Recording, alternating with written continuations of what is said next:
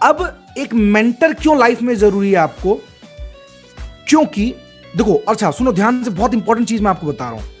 आपका दिमाग एक टाइम पे एक चीज कर सकता है। अगर आप खुद उस प्रॉब्लम के अंदर उलझे हो, ध्यान से सुनना इस चीज को, क्यों मेंटर जरूरी है आपको पूरा इसका एक साइंटिफिक रीजन देने जा रहा हूं। आप खुद उस प्रॉब्लम में उलझे हो, समझना, उलझना, तो आपका कॉन्शियस ब्रेन उस टाइम पे उस पर्टिकुलर चीज से ब्लॉक है और उसके बाहर वो कुछ नहीं सोचेगा।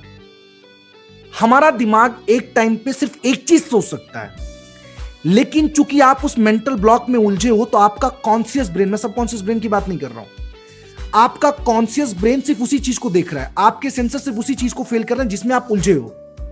नाउ सबकॉन्शियस माइंड पीछे से परमिशन भी देगा ना, तो भी कॉन्शियस ब्रेन जो है फिजिकल बॉडी को हमारे या हमारे जो सेंसेस हैं उनसे दूसरी एक्टिविटी नहीं करवा पाता है, and that's the reason you go into depression. बहुत ध्यान से सुनना।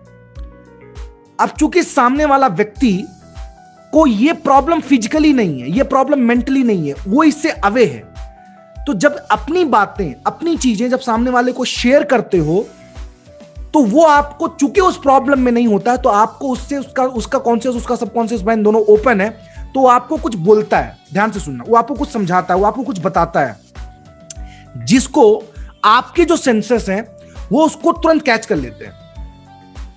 लेकिन अगर सामने वाले के ऊपर आपका 100% फेथ हो तो आपके सेंसेस उसकी बातों को एक्सेप्ट करते हैं, अदरवाइज उसकी बातों को भी निगलेक्ट कर देते हैं।